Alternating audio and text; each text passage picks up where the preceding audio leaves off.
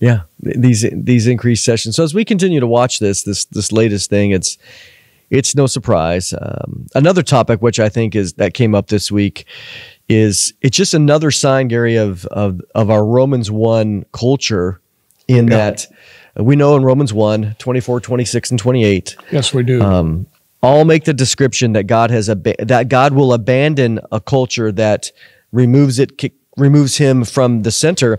But I'll read you a headline. Jill Biden presents a biological male with an International Women of Courage Award. And during Women's History Month, and here it says, Arkansas Governor Sarah Huckabee responded, it's International Women's Day, a good time to remember that Democrats can't even tell you what a woman is.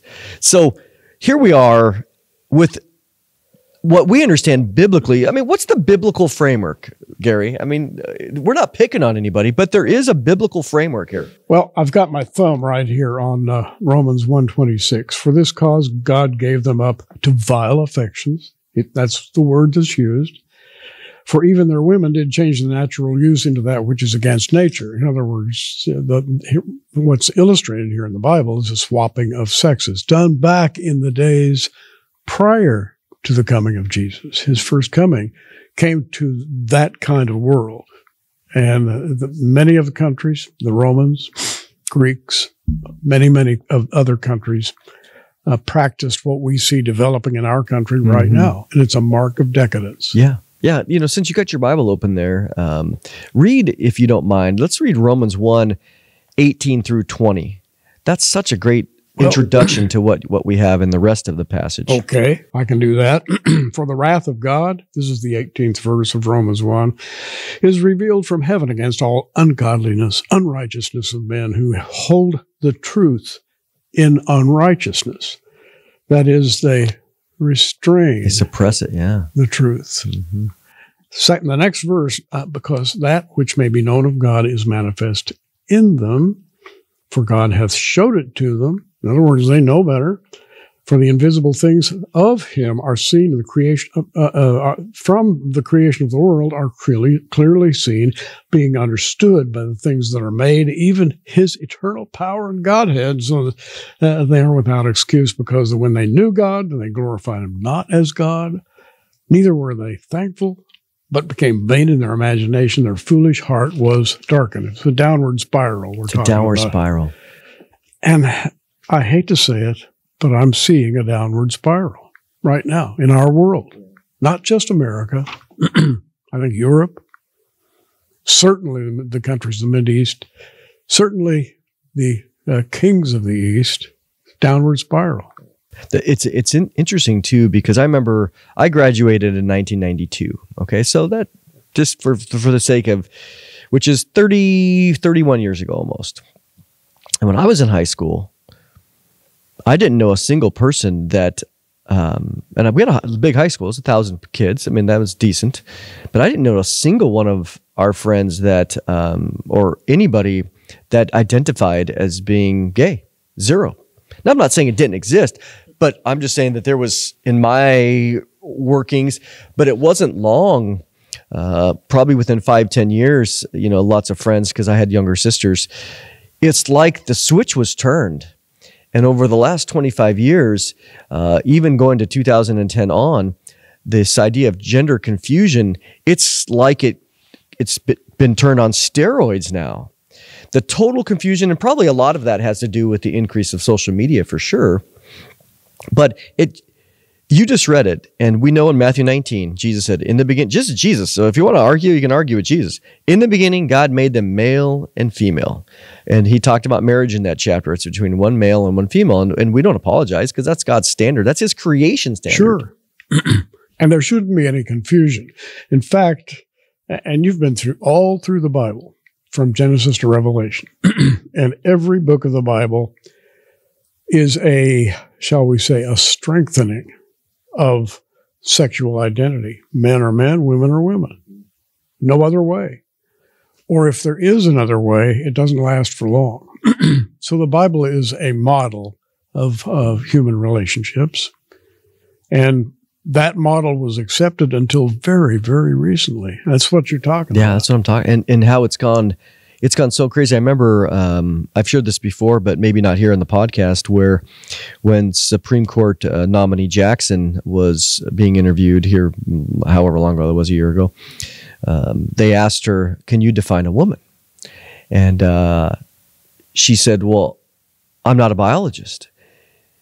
And they were, certainly they were seeking to expose her views, but it was interesting to me that she didn't mean it. We know her views. She's kind of, if you want to say, left, but even her very nature, what I'm saying is her words slipped, because if I was there, I'd be like, hey, let it be for the record that she said that womanhood is defined by biology.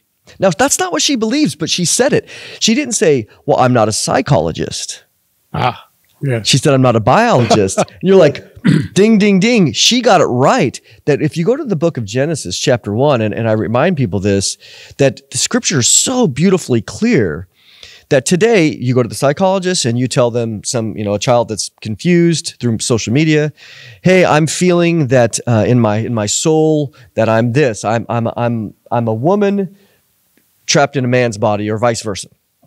Well, if we go by Supreme Court Jackson, she said that womanhood is defined by biology. We would agree that that's biblical, sure, even though she didn't mean it. Well, if you go to Genesis 1, what I like to ask is, what came first, Adam's biology or his psychology? His biology. His biology came first. Remember, God created him out of the dust. He's there. He's got a body. He's got all the things that males have. And then God breathes into him the breath of life, which creates this soul. And he wakes up and he looks around and is like, "Well, look, I'm a male," because of his biology. Someday we'll have to talk about what is a liberal. But Sarah Huckabee Sanders on International Women's Day made this statement. Sarah, by the way, very powerful speaker, governor of Arkansas, and she said, quote, "It is International Women's Day, a good time to remember the Democrats can't even tell you what a woman is," end quote. And I mean, she delivered that with a smile, a little sense of humor. Yeah. But we all are doing that these days. We're all kind of saying, "Well, such and such is happening." Smile, smile. But inside, we're not smiling. We're not. And I feel bad for my grandson and his generation. But it's interesting. Again, Gary, it goes back to 1 Timothy 6. You think, well, what do you mean? Well, the love of money. It's interesting that one of the biggest contributors to this agenda, would be no surprise, is the pharmaceutical companies. Why? Well, you start getting millions and millions of kids hooked on hormone blockers and surgeries and all of the things that need to go along with that. There are hundreds of millions of dollars to be made on encouraging this type of change. When you do a change in the sense of having your sex changed or going in for surgery, or even getting a 10-year-old on these puberty blockers, gender altering surgeries, who stands to gain? These pharmaceutical companies. And so they are 100% on board in promoting and giving money, as we know, lobbyists to certain groups or politicians that will promote this. But states are fighting back. Well, if you look at the basis of this whole thing, I think there's something that we don't talk about very often, except Sunday in church. We talk about man's spiritual foundations. And we all agree, all of us Christians agree, that our strength is built on a spiritual foundation, not a financial one, not a historical one, really. In some ways, maybe, but historically only because people used to hold to Christian principles. Mm-hmm. But what we have here is a program, if you will, and it's become global, which is weakening the foundation of Christianity, which holds up the premise, male and female, he created them. And it says it plainly. Yeah. The Bible tells us who we are, what we should cultivate, but in terms of belief systems, how we should behave according to our fellow man or in conjunction with our relationships. And it has all of those answers. And to some degree, to a greater or lesser extent, those have been followed now. And suddenly, it's like somebody pulled a string and said, no more biblical principles for us. And there's anger on the other side now. When Christians stand up and make a statement, there's an angry response from the right, the left, pardon me. And something has changed. I'm sitting in my chair at home and I'm looking at the ceiling. Something has changed. What is it? I go through this exercise all the time. Well, it goes back to what you just read in the Romans 1, that Jesus, as we know from John 1, Hebrews 1, Jesus is the creator, right? He's created all things. Right. And so Jesus said, this is how I created in the beginning. But the culture now is saying, to heck with you, Jesus. We don't care what you've said. We're going to disregard it. And Jesus' heart is love. So is our heart. Our goal is to encourage and to teach and to try to bring people back to the Creator, which according to Romans 1, they've rejected. And as they reject the Creator and they suppress that truth based on social media and other confusing things, God just says, if you're going to reject me, then God's just going to stand back and let it go. But I'll read you a couple other little things. Iowa has a group of 8 representatives in the state legislature introduced 2 bills that would protect religious liberty in the state and affirm marriage as a solemnized union between one human biological male and one human biological female.